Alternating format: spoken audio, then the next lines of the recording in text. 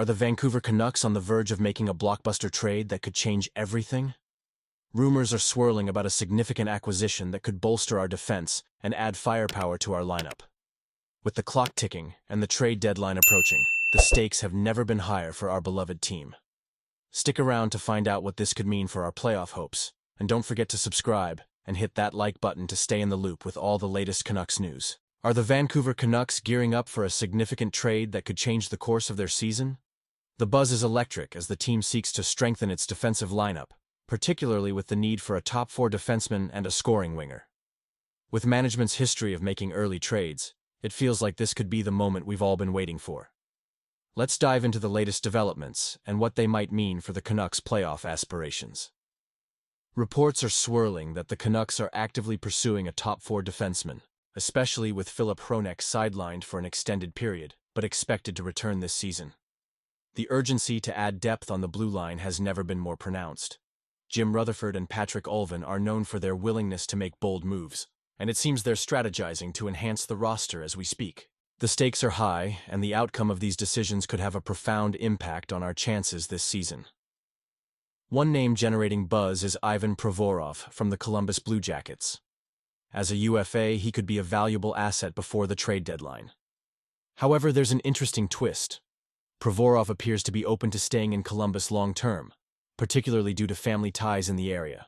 With his younger brother committed to Ohio State, one has to wonder how that might influence his decision. If Provorov opts to stay put, it could significantly shift the dynamics in the trade market, especially since top-4 defensemen are scarce. As Canucks fans, we need to weigh our options carefully. The competition for quality players is fierce, and while the front office is making strides, the pressure is on to execute wisely. Would bringing in a player like Provorov be the best move for us? Or should we explore other avenues? I find myself torn. Yes, Provorov could elevate our defense, but we must also consider the long-term implications versus the potential of developing our internal talent. This is an emotional time for fans. Every trade rumor brings a mix of hope and anxiety. We want our team to succeed, but the fear of losing a player we've invested so much time and emotion in can be overwhelming. The Canucks are at a crossroads, and how they navigate the next few weeks will be crucial for our playoff hopes. Now, let's talk about the recent blockbuster trade proposal involving our star player, Elias Pettersson. Elliot Friedman stirred the pot with speculation about a potential swap sending Pettersson to the Buffalo Sabres for Dylan Cozens and Bowen Byram. While it's thrilling to entertain these ideas, it seems a bit far-fetched. However, it does highlight ongoing discussions between the Canucks and the Sabres. According to David Pagnotta from the fourth period, the Canucks have shown genuine interest in Bowen Byram, a promising 23-year-old defenseman. It's no surprise. We've been searching for solid left-shot defensemen all season. But here's where it gets tricky. The Sabres boast a strong defensive core, making it hard to believe they'd want to part with Byram, especially since he's entering the final year of his contract with room to negotiate a new deal. As a Canucks fan, I feel a mix of excitement and anxiety about these potential moves. Acquiring a player like Byram could bolster our defense significantly, but at what cost? Trading away one of our best forwards like Pettersson could send shockwaves through the roster. We need to consider how this would impact our offensive capabilities. Could we adequately replace his scoring and playmaking? Those are the tough questions that keep me up at night. Let's not forget the emotional aspect of being a fan. Every rumor brings that roller coaster of hope and dread. So, what do you think about these trade rumors? Would you be willing to part with Pettersson if it meant bringing in a player like Byram? Or do you think we should hold on to our star and look elsewhere? I truly want to hear your opinions, so let's keep the conversation going in the comments below. This week has been a whirlwind of speculation surrounding the Vancouver Canucks, particularly about a supposed rift between Elias Pettersson and JT Miller. The question on everyone's mind is whether their relationship issues are affecting the whole team. After a promising start, the Canucks have stumbled a bit, and fans are understandably frustrated, especially with trade talks heating up. Elliot Friedman, in his latest podcast, threw out a tantalizing trade rumor involving Pettersson, suggesting a deal with Buffalo that might center around Dylan Cozens and Bowen Byram. While it's clear that rumors are just that, rumors, it does raise the stakes for the Canucks, who are clearly in need of a shakeup. Listening to Friedman, you can almost feel the tension in the air. He emphasizes that this is just his speculation, but it's enough to set the hockey world buzzing. Social media has lit up with theories and opinions. Could the discord between Miller and Pettersson be so severe that it's impacting the locker room? It's worth noting that in their recent game against Utah, the two stars didn't even share the ice during power plays. That's a red flag if I've ever seen one. Former Canucks assistant GM Lawrence Gilman suggested that the best way to handle this is to bring both players into the office and have a heart-to-heart. I have to agree. It's better to air grievances than to let them fester. But will management take that step?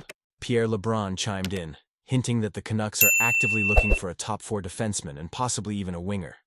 This is a team that knows it can't afford to sit idle.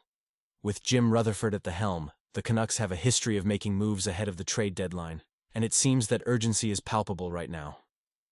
The injury to Filip Hronek has only intensified their search for defensive help. Frank Saravalli has also reported that the Canucks feel they're making progress in their quest for a solid puck-moving defenseman. There's a sense of urgency, especially with the NHL trade freeze looming. As I see it, this is a crucial moment for the franchise. They need to make decisions that not only improve the team now, but also keep their long-term aspirations intact. The discussion around potential trades is fascinating, especially as we consider names like Ivan Provorov and even Vincent Descharnais, who might be on the move. However, the cap situation complicates things. The Canucks are just a hair above $1.9 million in cap space, which means any trade will likely need to be a money-in, money-out scenario. This is where Canucks fans should feel a mix of hope and anxiety. Will they find the right fit, or will they end up making a move that doesn't pay off? And then, there's the looming question about Brock Boeser. Talks about his future with the team seem stagnant, and it's clear he's looking for something significant in terms of contract. The reality is that wingers on expiring deals don't always bring back the return fans hope for. So where does that leave the Canucks?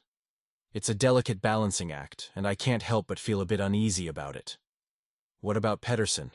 Trading him seems risky, especially given his elite status and the contract he holds.